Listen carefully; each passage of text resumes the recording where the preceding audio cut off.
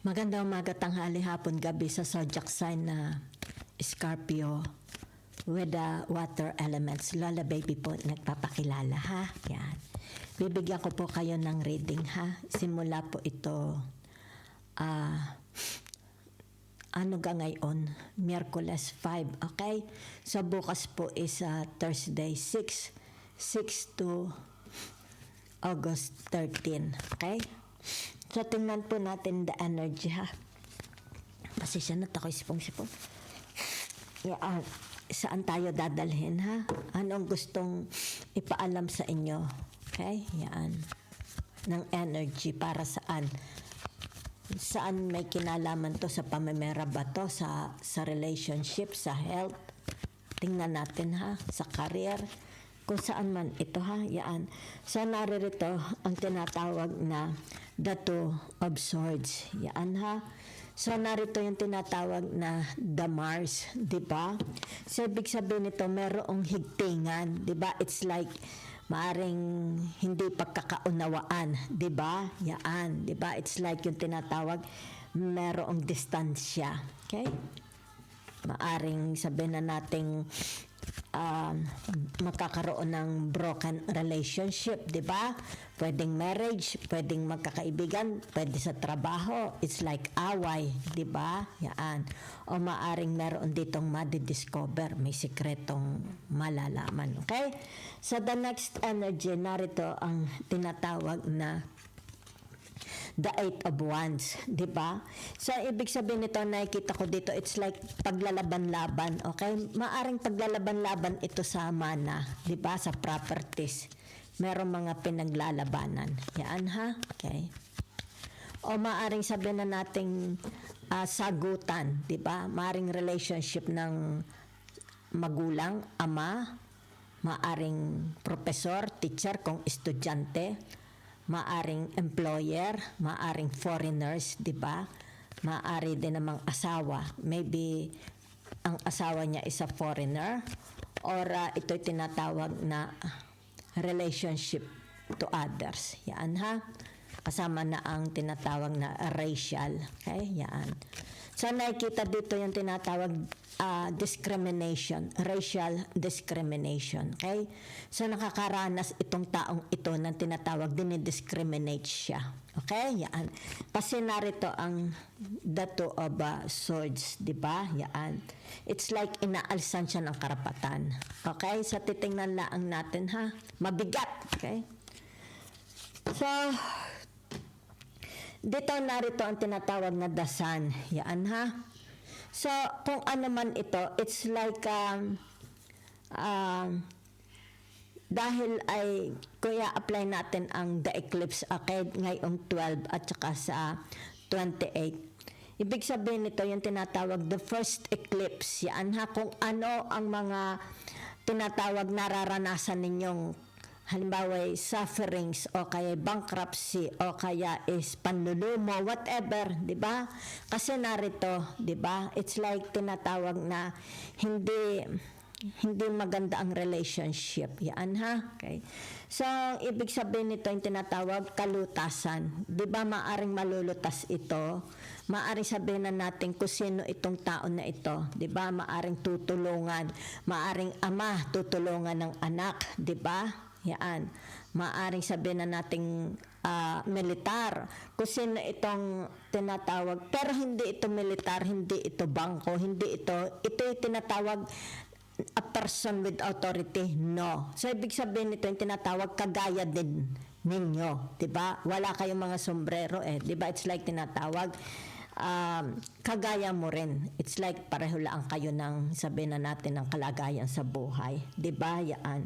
So, ito yung tinatawag payo, magpapayo sa iyo ng tinatawag na yan, ha?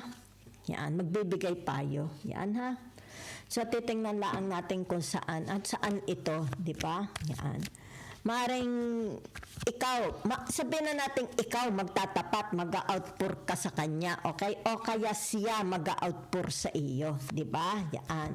kumbaga dito yung tinatawag na magbibigay ang tao na ito ng napakagandang advice. Hindi kanya ililigaw, ha?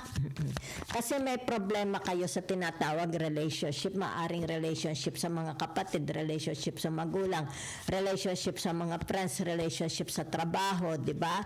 Relationship sa mga kaibigan, di ba? Relationship sa group of people. Kung ano man yan, di ba? Kasi meron ditong tinatawag na it's like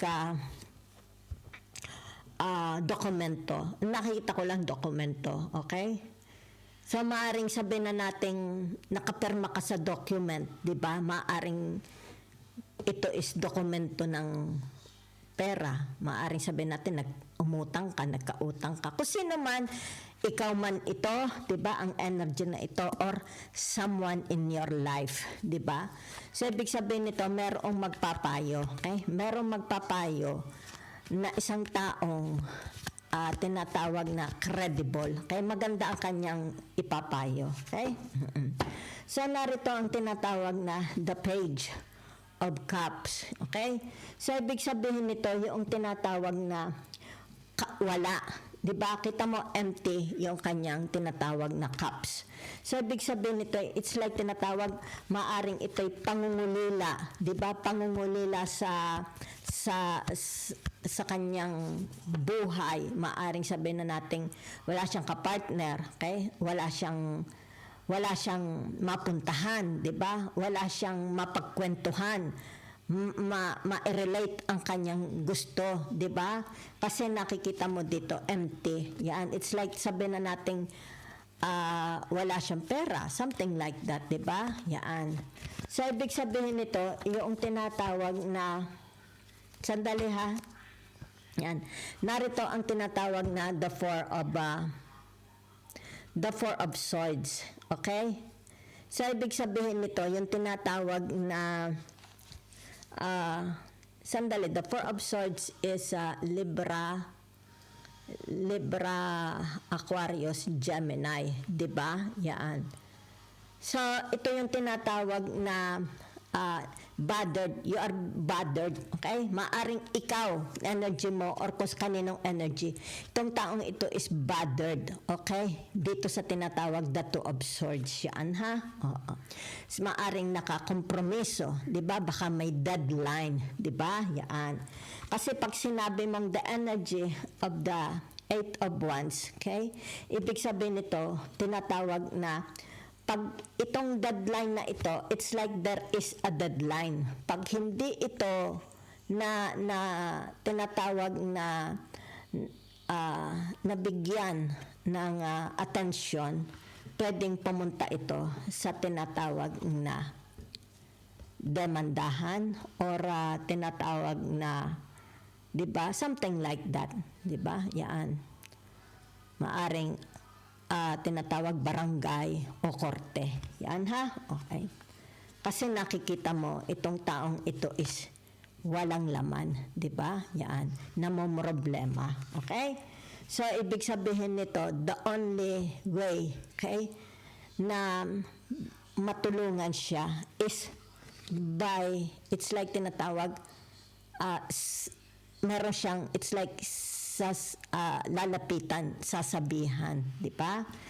Yan, para malutas ang kanyang problema. Okay? So, titingnan natin, ha? So, may pangangailangan, ha? Ibig sabihin nito, tinatawag na meron siyang, it's like, merong sadya, okay? Wala siya It's like, wala siya nito. So, let's see. Other energy. So, kaya nalaan kung hindi naman kayo inyong energy yan, maaring sabihin na nating somebody, may tao na related sa inyo, maaring kapatid mo, di ba? Magulang mo, baka asawa mo, baka children mo, di ba? Friends mo, pwede ha? Okay. Sila man energy yan o iyong energy, di ba? So, naririto ang tinatawag 2, 4, 6, 8, 9. The 9 of The nine of spades. So, ang spades is yung tinatawag na the swords. Okay? Yan. So, ibig sabihin nito, it's like hindi dumating, di ba? Yan. Or darating. Akala ko hindi dumating eh. Yan ha. Kasi angkor. Ibig sabihin nito, may darating. Yan ha. The nine of swords. Okay. So may darating. Okay? Ibig sabihin nito yung tinatawag kung ano itong hinihintay ninyo. Di ba? Yan o. Yan ha. The nine of swords. Nasaan? Okay? So sabihin na natin ito is the four of swords. Di ba? The four of swords ito. So ibig sabihin nito, ito'y darating. Di ba? Yan. From someone na related sa inyo. Okay? Maaring ikaw ang magpapadala, ikaw ang dadating, or sila ang magpapadala, or sila ang darating, di ba? It's like parcel, di ba? O kaya balikbayan, kung ano man, maaring ito'y seaman, di ba? Baka family, darating. So, ibig sabihin nito yung tinatawag na dadaong sa dalampasigan, di ba? May dalang grasya. Okay, yan. So, ibig sabihin nito, hindi na ito magtatagal kasi narito ang tinatawag na the eight of wands, di ba? Kung ano man ito, di ba? It's like hinihingi, di ba? Yan, kasi merong pareho lang sila, di ba? Yan. Tinatawag na kalagayan, darating, di ba? Darating para ito is malagyan. Okay? Darating po. Yan ha. So, let's see. So, ibig sabihin nito, yung tinatawag problema ng taong ito, di ba? Yan, kumbaga baka ito is tinatawag na ka-schedule na, di ba? Halimbawa magbayad, whatever, di ba? Para hindi siya mapasubo, di ba? Mapakaso, mapabarangay, di ba? Mapapulis. Ibig sabihin darating na. Okay? Yan. So, naririto ang tinatawag na, it's like sugal ha. Meron ditong, it's like tinatawag na casino. Okay? Yan. So, ibig sabihin nito, yung tinatawag na, teka muna ha. Kasi, sandali ha.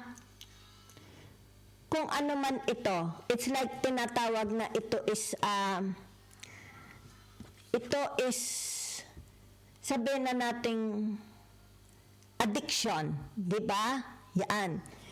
Itong taong ito is may addiction. Yan ha? Kasi ito'y the four of swords, di ba? So, ibig sabihin nito, yung tinatawag, hindi very, very addictive ang taong ito. Dito, maaring ito'y scatter, di ba? Yan. Maaring ito'y scatter. Kumbaga dito, yung tinatawag na, kaya ito'y narito, di ba? Yan. So, maaring nakadispal ko ng pera, di ba? So, maaring ito yung tinatawag, maano ito. It's like, baka makulong, di ba? Yan. Ikaw man yan, or kung sino man ito sa buhay nyo. Okay? So, ibig sabihin nito yung tinatawag, walang-wala siya, di ba? Kaya dito ibig sabihin nito, nag-outpour, di ba? Dito ipinararamdam niya, okay? Pinaalam niya na walang-wala siya. So maari ito kasi ito very black, di ba? So ibig sabihin nito maaring ito sabihin na natin baka sabungero, baka addict, baka may mga layaw siya, di ba? Mas malaki pa ang labas ng pera kaysa sa pasok, di ba? So ibig sabihin nito yung tinatawag kaya narito ito, di ba? Baka ito sa scatter, di ba? Yan. So ibig sabihin nito kung sino itong pagtatapatan niya, ayan isa-save siya ha. Darating ha. Okay. Darating ang tinatawag na grasya. Okay? So, naririto ang tinatawag na, kita mo ito, di ba? Parang masagana, di ba? So, ano ibig sabihin nito? Tinatawag na, okay. Ganito ha, yan. Ito yung tinatawag na, halimbawa meron silang problema financially, okay? So, this is another story, okay? So, meron ditong tinatawag, maaring financially, tinatawag na problema nila is kaperahan, di ba? So, kung sino man, kumbaga dito nakikita yung tinatawag kawalang-kawalan, di ba?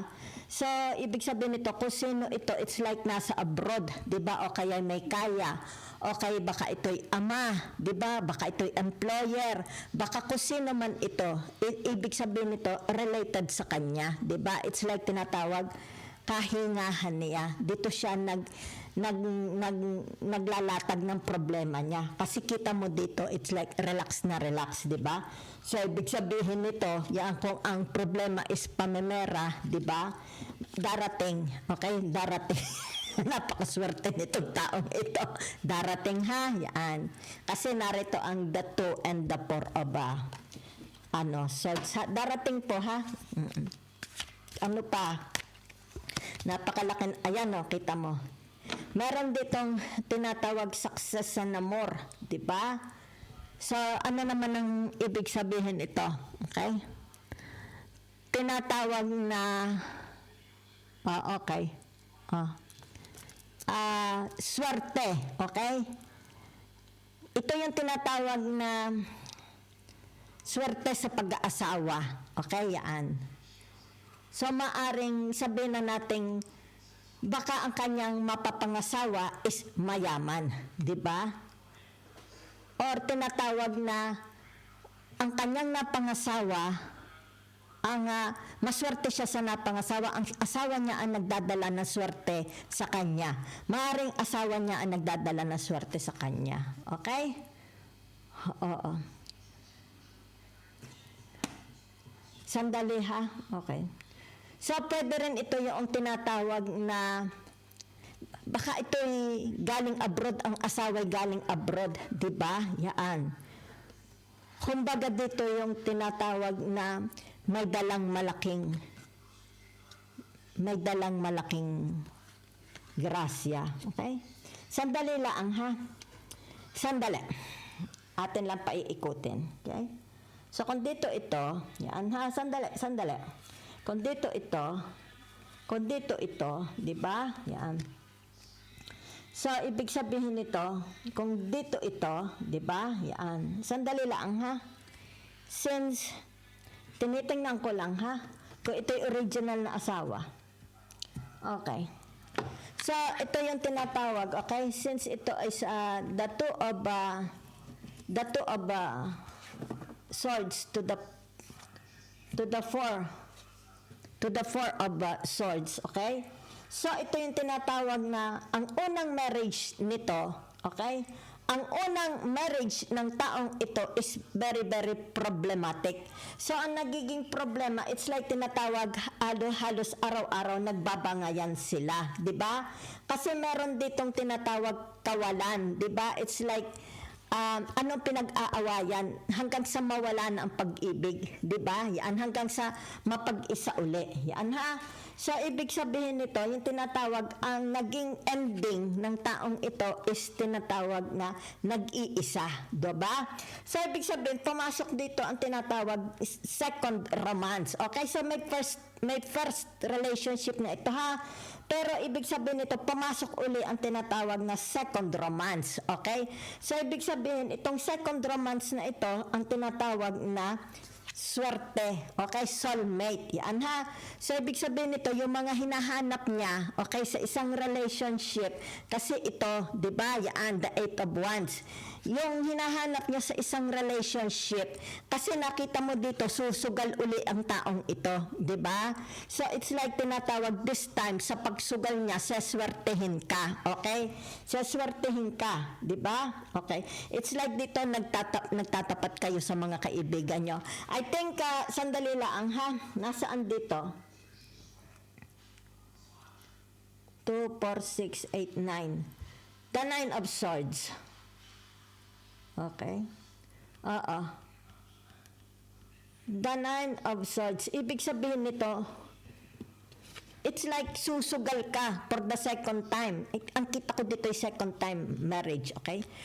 Kung susugal ka, ibig sabihin nito, seswertihin ka. Yan, no? Seswertihin ka, ha? Yan, okay? So, ito yung tinatawag siya ang iyong destiny. Yan ha. It's like nasa kanyang lahat ang hinahanap mo. 'Di ba? Kumbaga dito siya ang magdadala sa iyo sa tinatawag na yaman, 'di ba? Yan. Kasi narito susugal ka 'di ba? So that's I see for you. Sana nagustuhan ninyo ang ano ng Lola ha. Yan. Ang reading ng Lola. So that's it, I see. It's like kung halimbawa kailangan mo ng pera, 'di ba? Kasi may bisyo, it's like scatter ba ang tawag doon? Merong darating na pera. Ibig sabihin, tulong darating maaring from your relatives abroad, from your siblings, asawa, kapamilya, okay? So kung ito naman yung tinatawag na walang-wala ka, it's like wala kayong magasta, 'di ba? Maaring ang mga anak mo hindi makapasok. Ibig sabihin nito, tinatawag darating ang financial, 'di ba? So, kung ito naman is, kasi naririto yung tinatawag na dilemma, okay? So, kung ito na may pag-aasawa, ang nakita ko for you is the second time. It's like susugal, di ba? Yan. Kumbaga dito yung tinatawag na na-realize mo, mahirap pala ang maging mag-isa, di ba? Yung tinatawag na gusto mong magkaroon ng kapartner, so susugal. Ibig sabihin nito, yung tinatawag, matatagpuan mo ang iyong tinatawag true soulmate. Thank you very much.